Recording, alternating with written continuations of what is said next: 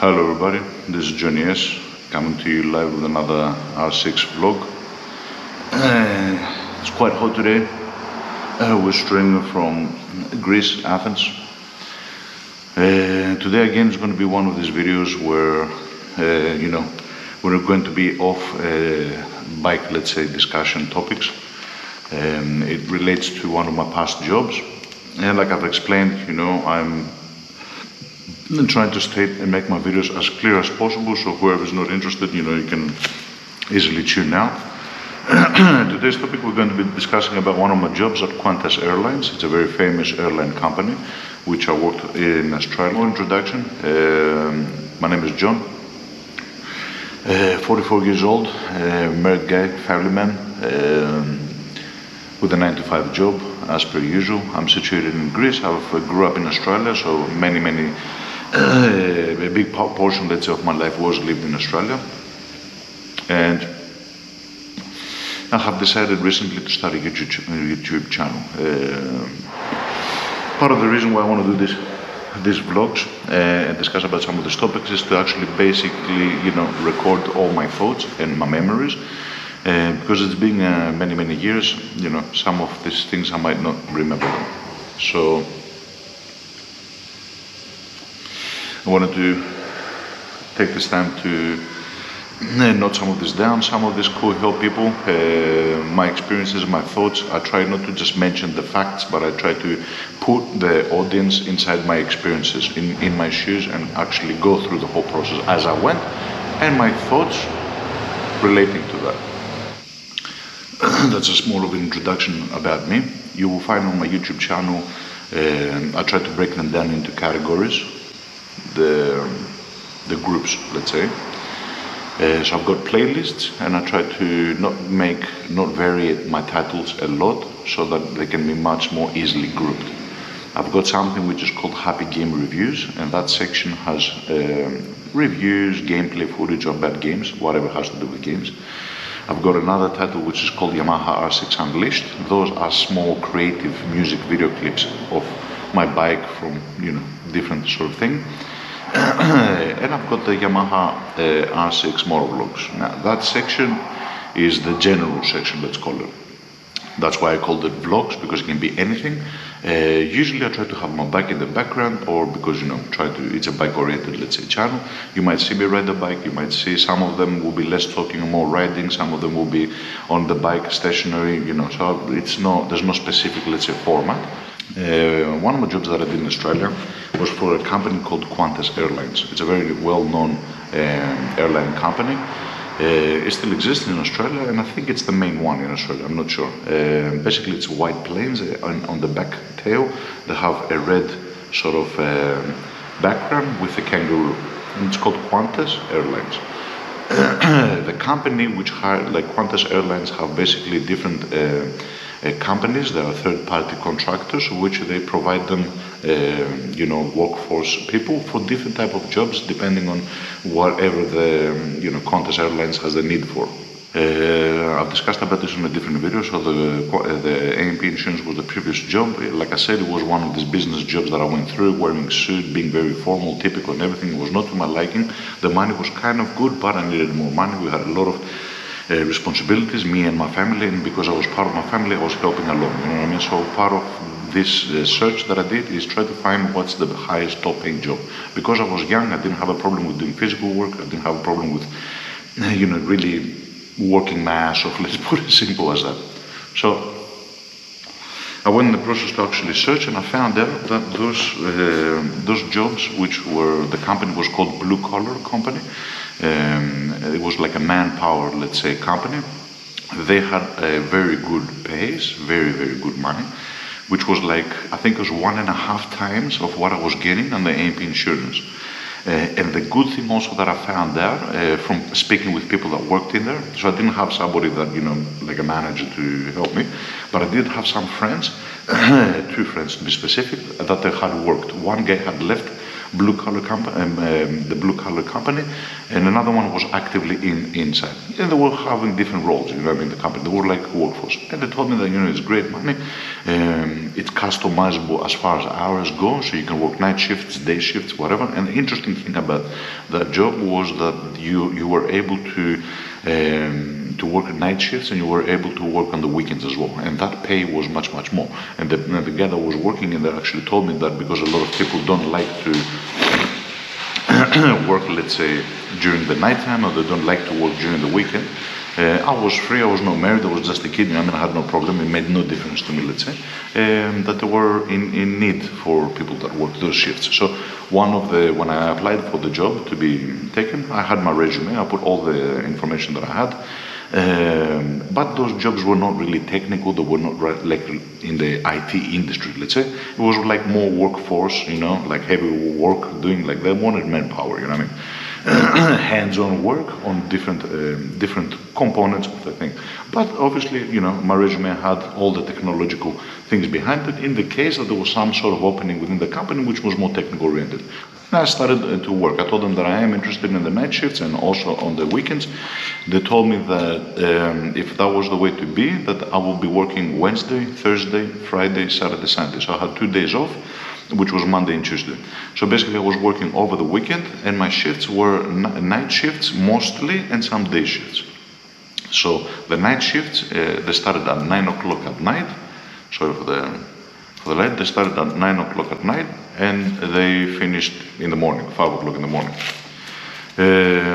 It was a very hard and difficult job, but it was very good money. It was paying a lot, and that's one of the reasons why it was a good school and a good teaching in my life to get me in the process of the responsibility. You know what I mean? When you're younger, you have a little bit of a notion of I'm going to find a job, but if they don't appreciate me, or if it gets a little bit too hard or too difficult, I'm just going to leave. You know what I mean? I did not have that mentality in general in my jobs, even though sometimes, I faced difficult circumstances. Some of these jobs where there were some people that were unprofessional, there was some racism that I encountered across my jobs. There were difficult, let's say, circumstances, but I never gave up on those circumstances, and I tried. One of the life lessons here is try, no matter how difficult the job, no matter how much it is, to try to find the incentive to keep on pushing forward. Try to understand remove oneself from the equation. Try to look at the facts of the job, why you're there, what you're benefiting in, what your target is. Make money, for example, make as much money as possible, and try not to care about all the other details. You know what I mean? Just don't worry about it. You know what I mean? Pretend it's not there. Obviously, it's much more easier said than done, and this is one of the things that it was a training for me. You know what I mean? So this is one of the life lessons that I will advise for everybody, especially younger kids, because when you're younger, you're more free-spirited, let's say. If somebody pisses you off at the work, it's like, hey, what the fuck, you leave, you know what I mean? But if you've got a family behind you, I was not married, obviously, but I was supporting my parents, you know what I mean? And I've got no complaints, like I don't get, that's life, you know what I mean? And one of the reasons why I left AMP, because some people were asking me, you know what I mean? They were saying, like some of my friends, how come you left the AMP job with your suit, a very clean, non-physical work, to come and work on this, where literally, like you're busting your balls, you know what I mean? Why did you do that? And what if you stayed at AMP for a longer period of time? Will you not be able to climb up? That is true. I might have been able to climb up higher to a more, let's say, IT-oriented, let's say, job, and the pay might have gotten better, but there was the pressure of time, you know what I mean? I'm not going to go into the details, but as a family, we had a lot of obligations because we didn't have the finance that we needed. It was me, my brother, my parents. Both my parents worked. My brother also worked, so the whole family was working, but there were a lot of expenses.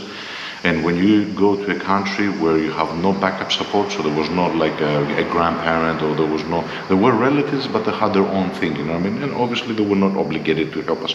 They did help a little bit to the best of their ability. I had one of my aunties that we stayed over, my dad's sister, at the initial, let's say, period when we went to Australia to get our footing. But as you can understand, there's two families in one house. You can't do that. You know what I mean? It was awesome. I had an awesome time with my cousins. One of my cousins, his name is John. In Greek, we call him Prodromo, and we look alike sometimes. He's got the same thing. He's an awesome guy. I will mind about the videos and discussions about some ideologies that we have, which are not very, public opinions, let's say. We'll have a different discussion about that. But he was an awesome guy, you know what I mean? He was very friendly. He took me in. He was into like rock. I remember his room. He had like big posters of like Led Zeppelin, and it was awesome. He had an awesome car as well, muscle car. I don't remember. I keep on forgetting the car. I'm not a car guy, so when you tell me something, I will listen to it. But I think it was a Camaro, but I'm not sure. It was a huge car that he had. He took me in rides with that car. But like I said, it's two families in one house. And my dad was actually trying to get us to be more, not dependent on other people. There were a couple of properties that were sold in Greece in order for us to get some small money, let's say. And some of these, some of these, let's say, financial moves that were done were not very clever. Some of the things that were sold in Greece, now that we are back in Greece, we regret the fact that we sold them because they were very valuable, and now we're like, how silly were we? Not me, my parents made these decisions for the best of the family, but it had to be done because, when you have no other income. And like I said, it was very difficult for my father as well. So that is the whole reason why I left the AMP job, and I tried to focus more on making money as much as I can, at least when I was young and I had the physical capability to be able to do this. Obviously, that was not my long-term plan. It was a short-term, let's say, plan. I worked at Qantas for 4 years.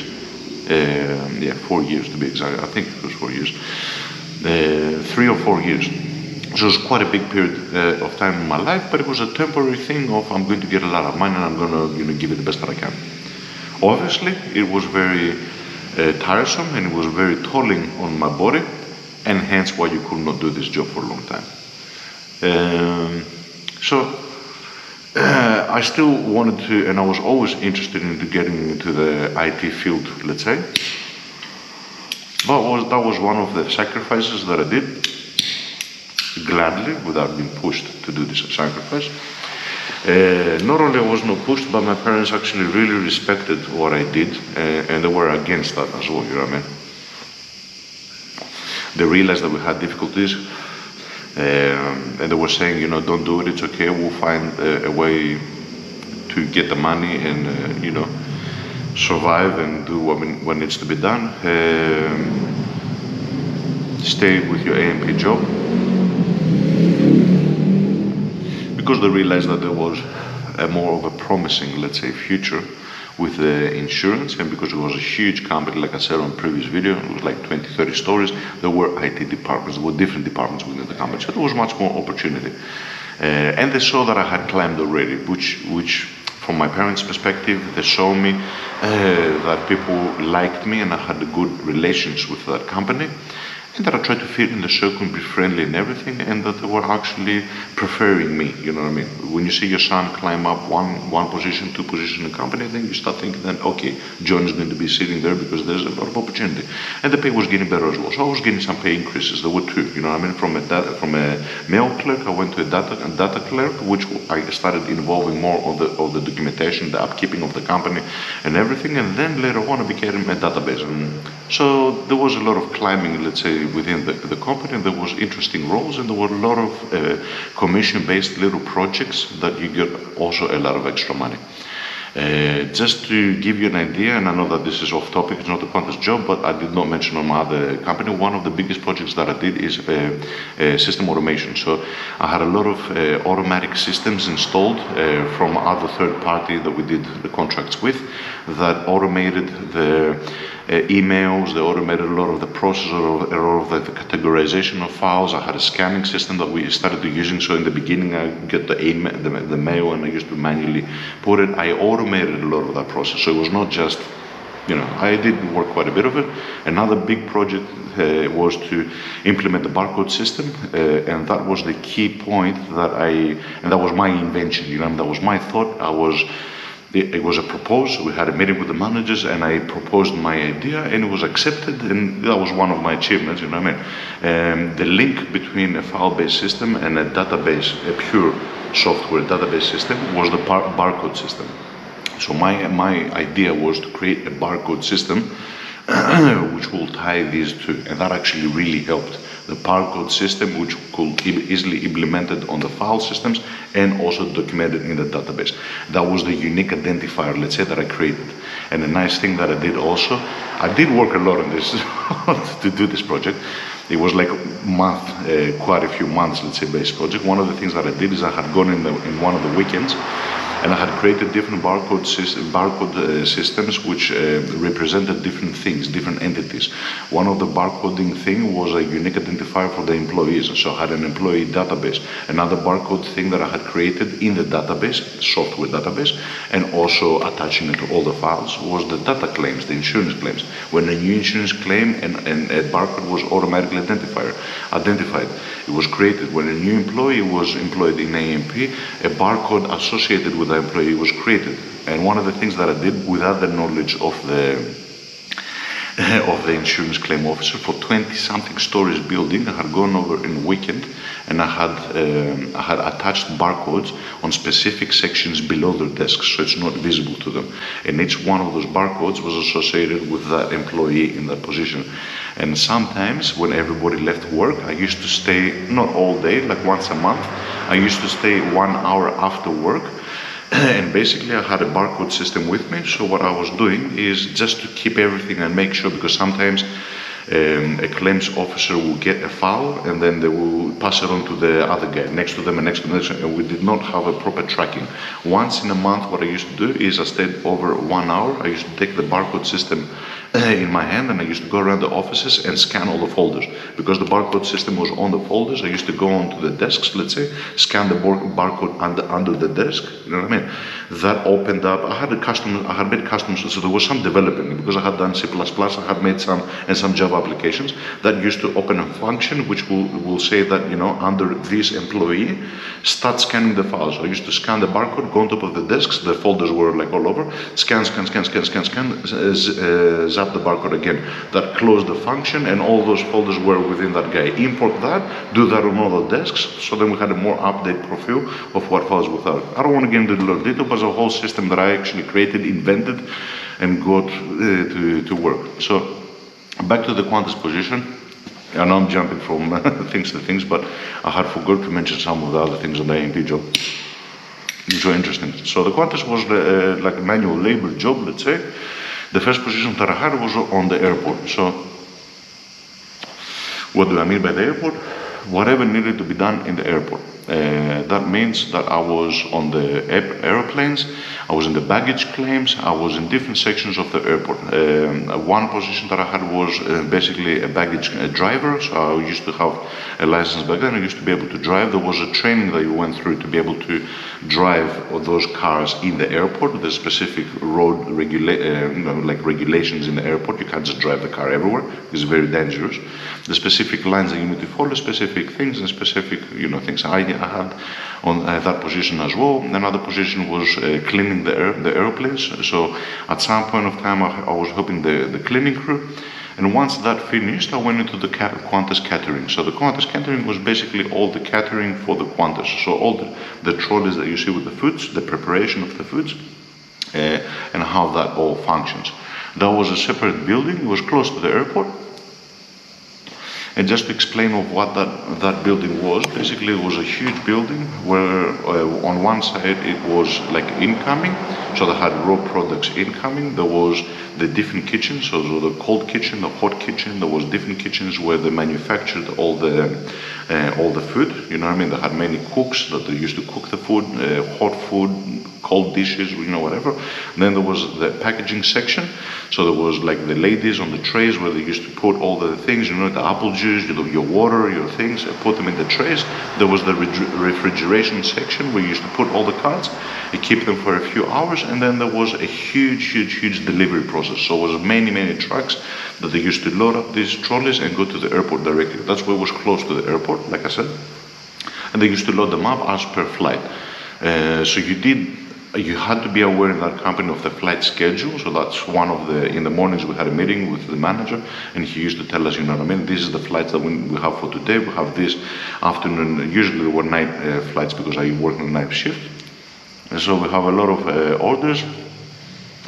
Today there's going to be 3 flights, 4 flights, 5 flights, whatever, we have to work hard. Other days it was more relaxing, and so you had to be in the process of the whole, flight schedule, let's say, and how to actually do it. And there was a middle section as well. There were other sections in the building. There was the garbage section. There was a cleaning section. The hilarious thing about where I work, which was the cleaning section, I had gone through all the posts. I had gone through the kitchen, the cold manufacturing. I was helping the cooks. I had gone through the fridges where you put the things and you stock up the thing. I had helped the ladies on the production line. So basically 8-hour shift, just doing this. Very tiresome on the feet because you're standing in one position and you're just doing that. It is mind-numbing, relaxing in the sense that you're just putting in apple juice, water, okay, whatever. For 8 shifts, it's tiresome on the feet. Again, because I was much younger, I could take it. The biggest component of that work was basically to work on the cleaning section. So basically there was a cleaning section. The hilarious thing is they called it the scullery. That was not the name, you know what I mean? It was like the dishwashing thing. But they called it the scullery because nobody wanted to work in there. And I tried to figure out what the unlikable positions were so that I could place myself in there and ensure that my position was needed, first of all, and become as best as I could. It was very difficult, that job. At the beginning, I went through many phases. That's why I say the life lessons in this. It's not easy work. It was very tiresome on the body. I worked on the garbage section, which is basically just, there was a huge machine that you had to take all the garbage, all the leftovers from the food, the rice and everything. It smelled really bad. You had to throw it into this big thing that was spinning around and crushing the food. You know what I mean? And then it was packaged and sent off to, the disposal area. So that was a very disgusting job. I really questioned my life on some of these things. Like, think about working by yourself on an area where it stank. When I'm saying stank, I mean it was disgusting. The people that were outside of that place, they were saying like, how the fuck are you working on that? You know what I mean? But I had to, get used to the smell. And after a certain point of time, after let's say 1, 2, 3 weeks, on the 3rd week, it becomes known to you, you know what I mean? So that's another lesson that you realize. When you first start something, it seems very, very difficult. Oh, fuck, how am I going to do this? And then, if you keep at it, then you realize that, okay, I can't do this, you know what I mean? It's not undoable. Difficult, okay, but I can manage to go through. So I had gone through that phase, and then I was on the cleaning phase. So on the 2nd floor, I think, it was basically that section where whatever had to do with the appliances, meaning the trays, the cutting boards, whatever the kitchen used, whatever the ladies used, the trays, the glass bowls where you put the food in there, everything had to be cleaned. Okay, so that was like a kitchen area. But I called it the scullery because it was disgusting. A lot of bad smell again. That building also, I remember at the beginning, because it was not maintained as it should. It was like a tile floor area, and the tiles had broken and food got stuck in the tiles. Little spaghetti, little rice, little things, and that smelled really, really bad. And because I was trying to clean the area, whenever I hosed the tiles, the spaghetti used to fly out. Really bad smell, really difficult. And also because there were a lot of cleaning appliances with a lot of heat and steam, and like the washing the dishes and everything. The whole area in that scullery, let's call it, which was basically, it was like a 20 by 20 meter. It was a huge area, you know what I mean? That scullery place, it was always humid, to the point that the ceiling of that area, it was not a tall ceiling, it was rather short. It used to get humidified, and water used to drop on top of your head, on top of the thing, and some of that water was burning, you know what I mean? So literally, it was one hell of an experience, you know what I mean? Whoever actually saw me working there, then they asked, John, how long has he been working there? Whenever they heard like 1 year, or I mean, like the first thing on the airport, on the luggage on the airport thing was a couple of months. Then the kitchen thing was a couple of months. After, let's say, 8 first months, I permanently was working in the scullery. So after that first period, I was permanently working in the scullery. I did get a promotion and a little bit of a better pay also. The pay was awesome. It was awesome. I'm talking about, and that was one of the motivations, you know what I mean? When I saw my paycheck, it was crazy, you know what I mean? I was making like possibly twice the amount of money that both my mom and my dad were making, and they were both working, you know what I mean? It was a lot of money because it was night shifts, you know what I mean? The fact that you're working 9 to 5, it means it's double pay, you know what I mean? So if anybody out there was getting paid, let's say 500 on a weekly wage, I was getting paid 1,000 on a weekly wage. The fact that I worked on Saturdays and Sundays, that was times 3 pay. So you realize that it was a move that I did focused on making money. How do I make the most of money? Don't care about the circumstances, how difficult, how disgusting, how tolling it is on my body. I did not care. I thought to myself, you're 20 something, you're a teenager, yeah, you're going to do it and help your family. And that job did actually pay a lot of things. When I'm talking about a lot of things, I'm talking about a lot of things. Another big mistake that my family did in Australia, because then we needed the money, is we had 5 different credit card debts. 5 different credit card debts. I'm repeating this. It was a lot of money. We're not talking about 1, 2, 3,000. We're talking about 10, 15,000 on 4 different debit cards.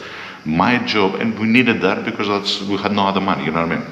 Obviously, my parents were trying to pay off this and limit the usage. It was not like just buying things, you know what I mean? For us, it was for the house, it was for the mortgage, it was for a car, big distances in Australia. So, you know, in Greece, you can have one car on a family car and the family will be okay, you know what I mean? The father will drive the kids to school, drop off the mom. It was small distances. In Australia, it was not like that. Huge distances. So we had to have one car for my mom, one car for my dad, one car for me. Anyway, I don't want to go into a lot of the details, but it was very, very difficult. My job in Qantas Airlines actually paid off all the 5 credit cards. We managed to clear all our credit. We were able to save money on the side, so we will never have to use the credit card system again. We just drew from that money. My money was going a lot of that, and it paid around half.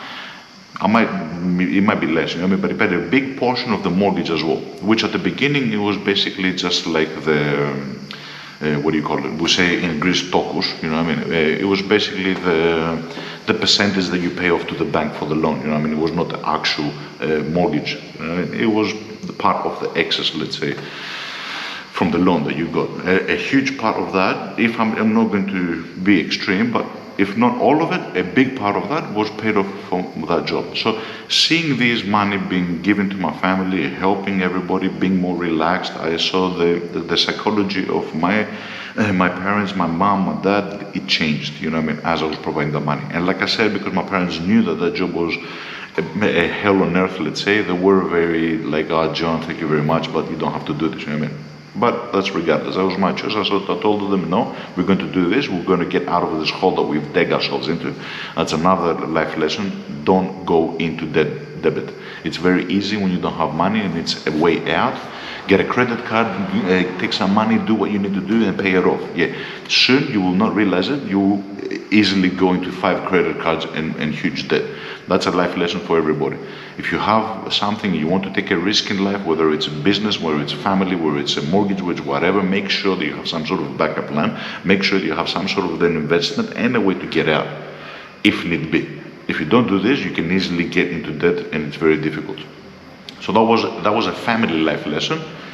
And even my parents to this day in Greece, like whenever they hear credit cards, it's like, what credit? No. You know what I mean? Because they believed what the fuck that was like. So that was a big lesson in life. And to give more specific about the whole process that I went through, like I said at the beginning, it was very challenging. It was very negative. I was there, but I was dreading every single moment. It was very difficult as far as I had a Nissan NX back then. I had to drive to work and back. It was very difficult as far as the timings go. So one of the things that I used to do is at 5 o'clock in the morning where I used to go off, I used to go quickly at home, try to get at home as early as possible before the sun came up a lot, because it's difficult to, you become a zombie basically. You're sleeping during the daytime and you're awake during the nighttime. So there's no personal, let's say, life. And I also remember that in my room I had bought a thick cloth where the sun could not penetrate, and I had put it behind the curtain. So whenever I wanted to sleep during the daytime, I remember that I had that cloth behind the curtain, and it had like tape on the sides. It basically how I used to shut myself off, you know what I mean? So it was easier for me to sleep. Within, let's say, I had become like a vampire. You know what I mean? Slept at night, slept at day, sorry, worked at night. So that was a difficult, let's say, thing. But once the money started rolling in, once the credit cards were getting paid off, I got happy, and that was a huge motivation, which also changed the way that I worked. You know what I mean? Just to give a little bit of an indication of what that place was like, which was hilarious. It was basically, like I said, 20 by 20 area. And there was a section that we used to wash the trays. There was a huge washing machine that we used to put huge carts with metal trays. So there was the plastic trays, metal trays. There was a huge area with big, huge sinks, 3 sinks. That we used to have a lot of chemicals, hardcore chemicals. You had to wear a mask, you had to wear a hairnet. I had to wear overalls. That was my dressing, let's say, thing. There was a rinsing section. There was another section where you used to wash all the cutting boards. There was an incoming section where all the cooks, they used to push the trays. Sometimes I used to collect the trays as well. But you know, sometimes the cooks used to help me out, and they used to put all the dirty dishes and everything and just push them and leave them there. You know what I mean? I used to take them, put them in the shelf. So the incoming section was the outgoing section. Where I used to put them off, it was a huge section. It was basically categorized. So all the cooks, all the hot kitchen, whatever they wanted to get trays, they knew that that's where they used to take them. When I put them there, my job was finished. You know what I mean? It was their job to come in. And that area was a little bit separated. So it was like 20 by 20, but it was shaped as a rectangle with a long section. That long section, I tried to keep it cleaner, and there were these plastic like curtains which separated that inside place, let's say, with the long aisleway of all the shelves with the clean stuff, so it doesn't smell bad, you know what I mean, because on the inside where I was, it really smelled bad. At the beginning, like I said, I was like, it was crazy, it was difficult, it smelled bad. I had very difficulties with the employment. There was one manager there that he left luckily after a year, and the second manager was very good. We had good relationship with. The first one was very negative. He made my life difficult, but like I said, I didn't give up. I kept at it. You know what I mean? And at the beginning, it was very it was crazy. You know what I mean? I didn't think I would survive. I didn't think I would do it. It was very like I said, my dress code was like hairnet, mask because of all the chemicals, big blue overalls, big plastic boots, like rain boots, let's say. It was very slippery because there was a lot of like spaghetti and rice on the floor, so I used to lose my balance. There had been times where I had slipped, slammed on my back, luckily not my head, you know what I mean? It was very difficult. That was just to paint a picture of what it was like and how difficult it was at the beginning.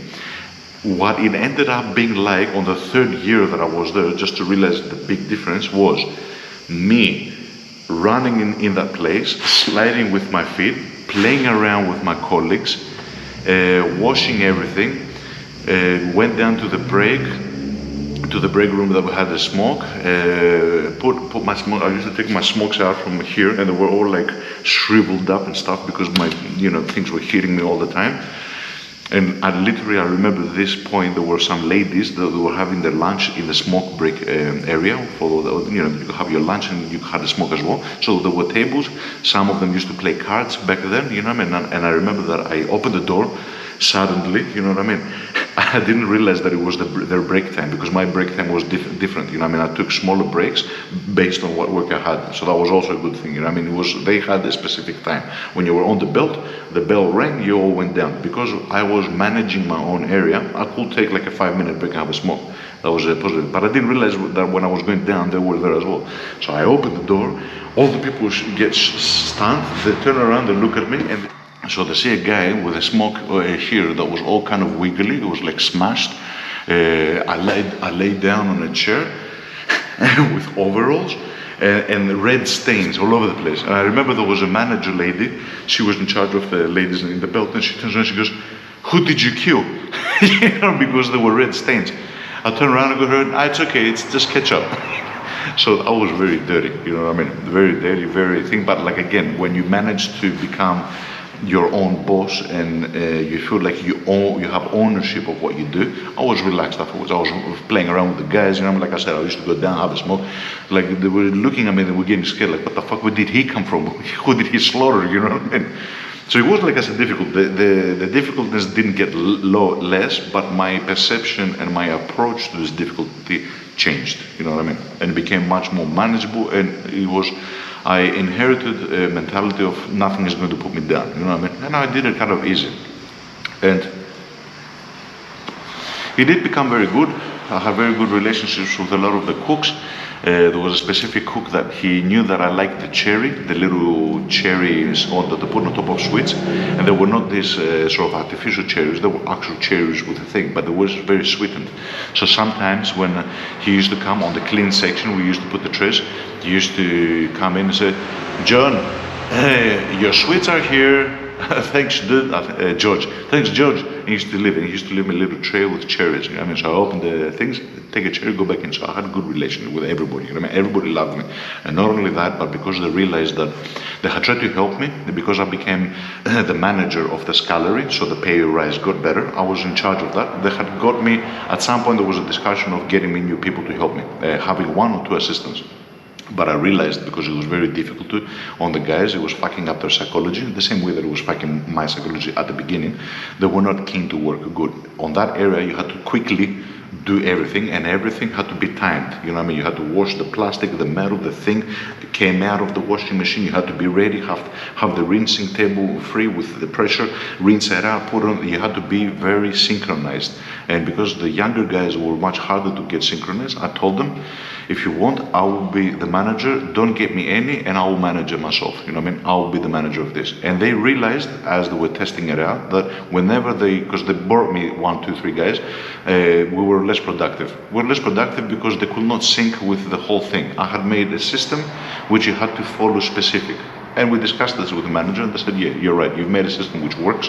The productivity has gone hectically up. There's no delays on the outgoing, there's no delays in the incoming, to the point that sometimes the cooks, you're going where they're cooking and you're taking the things, you're done with this, you're done with that. I was taking the trays, the dirty ones. You know what I mean? They were saying that you're going crazy. And to do all this with a positive attitude, and we see you smoke every now and then and be relaxed, what the fuck? It means you're running like a crazy motherfucker. You know what I mean? So they realized that. They said, we'll make you in charge. You will be the scullery, the kitchen manager. We'll pay you extra, and you'll be at your post. And that's also one of the reasons why I had to cover some shifts. When I said on a previous video that I did like 3 shifts in a row, I did my night shift, my morning shift, and my afternoon shift, which was very difficult. It was because I was so good on that, you know what I mean? That's another thing that I noticed, that the other shifts, like the morning shift, it was 3 young kids, and they had less productivity than what I had on the night shift by myself. And the night shift and the morning shifts, they were just as busy, you know what I mean? The planes fly all over the place all the time. I'm seeing that the video is going to be quite long, unfortunately, but there's a lot of things to mention here. So I'll try, like I said, always to keep it as short as possible, but some of these topics are huge discussions, and as long as I can remember things, I will state them, you know what I mean? So there's no like a logical, let's say, procedure here. Whatever comes to my mind, whatever I can remember as I'm reliving the memory, I will mention it. So it was a huge job. It was very good pay, very interesting, very difficult, but I did manage to go through it. And the reason why I left that place, like I said, was because I had an accident. I had a work accident because of all the heavy lifting. That's another lesson, that sometimes, you know, you think to yourself, since I'm young, I'm going to stress my body, I'm going to work as much as I can do it by myself. You know, I was like in charge of the kitchen area. But it was very stressful, you know what I mean? And after a little bit, so what happens is I got hernia because I was lifting huge things. And just to give an idea, think about 1/2 meter of huge blue containers stacked up with heavy glass bolts to the brim. It was like this tall of heavy bolts. To lift that up, I was actually taking it from a shelf at the top because the ladies could not reach, and I wanted to put it below. So when they were taking the trays, they could take the bolts easily. Doing that, as I went down, I actually felt the tear, and I got a hernia, you know what I mean? As soon as I felt that, it was like I was out. Again, very typical in Australia, the system. They paid the liability, they took care of me, that was like a 5-star hotel, you know what I mean? The hospital they sent me was like Jesus Christ. Everything was private, everything was well paid, the liability covered all the cost. I literally paid 0 Australian dollars from my pocket, you know what I mean? So like I said, Australia has good systems when it comes to healthcare, when it comes to all those things. They really took care of me. It was a difficult process in my life. Like I did the operation, it was a hectic operation where they put, you know, sometimes now you make an operation where basically they create like holes and they operate internally.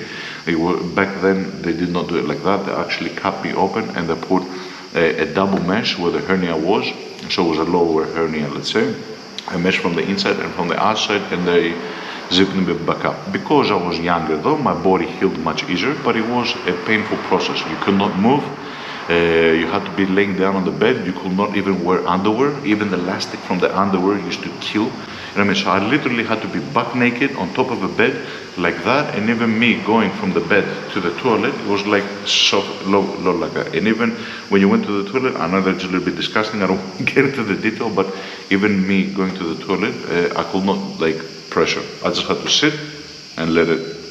Any type of pressure on your hernia will cause damage. So that's how that job ended, let's say. And they were keen to take me back, like I said, because I had very good relations. But I did let them know at some point that I'm not going to be coming back. And that was the point where we left for Greece. My parents, even though I had helped them a lot, they were missing a lot of the families. So their parents, my grandparents in Greece, their brothers, the sisters, the only person that had family there was my father, you know what I mean? And for my mother it was much more difficult.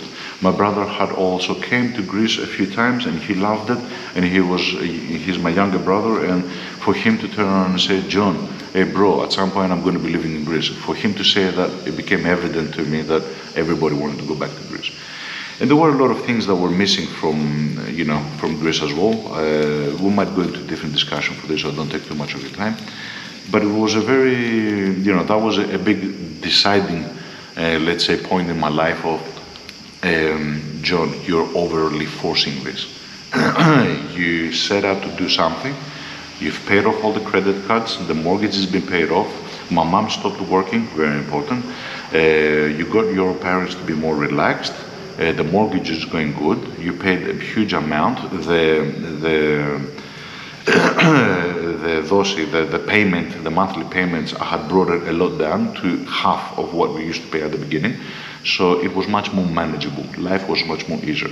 So you did set out to do what you were set out to do. Maybe it's time for you to think different. Maybe it's time for you to possibly try your luck in a different country. And it is difficult, think about it. If you're 11 years old, year 6, to come to Australia, you don't know anybody, you don't know the language, get involved with these people, learn the language, learn the culture, face a lot of difficulty, racism and stuff like that. Go past through that and get to a point where you're making a lot of money, you're very successful, you're doing all this, and then to leave all that behind and go again to another country that you were literally 11 years old, year 6, and you don't know all that system. You know what I mean? You have not grown there. You don't know what the job system is. You don't know what the business. Like I literally, when I came back to Greece, I had not even a bank account. I had nothing. I was just on float. And I had the army service, which is compulsory in Greece. So when I went back to Greece, I had to do it. All these were thoughts in my mind. But I thought, it seems like a lot of signs are telling you to go, and it seems as if you're resisting them.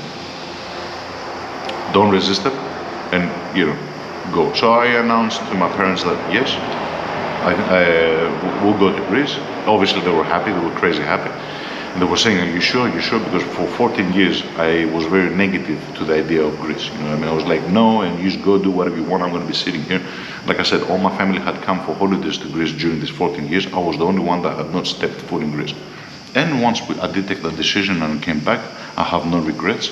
It was the right choice for many different reasons. I will get into it at a later video. So I'd like to bid everybody goodbye. Thank you for your time. I know it has been a long, video.